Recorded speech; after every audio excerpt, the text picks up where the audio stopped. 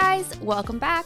Today we're going to be talking about how to color correct skin using HSL Secondary inside Lumetri Color. So as you can see here, we have this footage of a woman and it is very pink. There's a pink background, she's wearing a pink shirt, and consequently, a lot of that pink light is bouncing off of her skin and making her skin look a lot more pink than it would if you were to just look at her in person. This can also happen if somebody's filming on a green screen or a blue screen. That light typically bounces off of the background and onto their face. So this can be helpful when editing stuff like that too.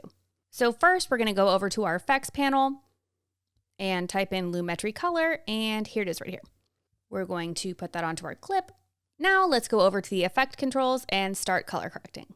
So what I see a lot of people do when they're having an issue like this is go down and try to re-white balance it.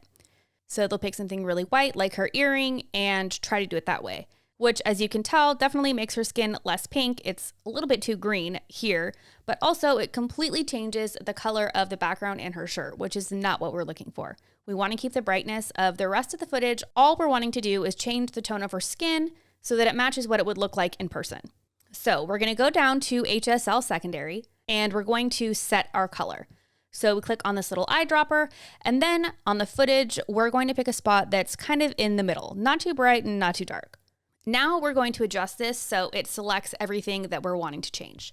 So I'm going to click Show Mask so that I can see what I'm doing.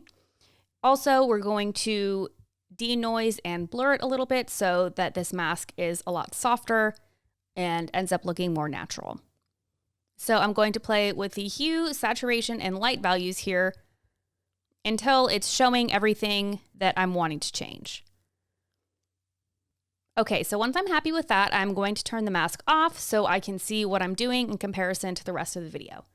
Normally, if you were color correcting and something was too pink, you would want to add green, but we're not going to do that in this case because that would end up looking odd. What we're going to be doing is adding in some yellowish orange.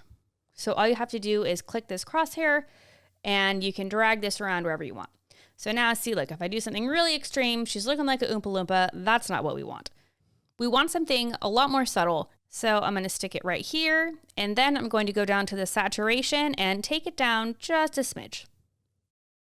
So now we're going to go turn the effect off and turn it back on just to double check that we like what we've done. So here it is before and after. And here is a side-by-side of how both of those look.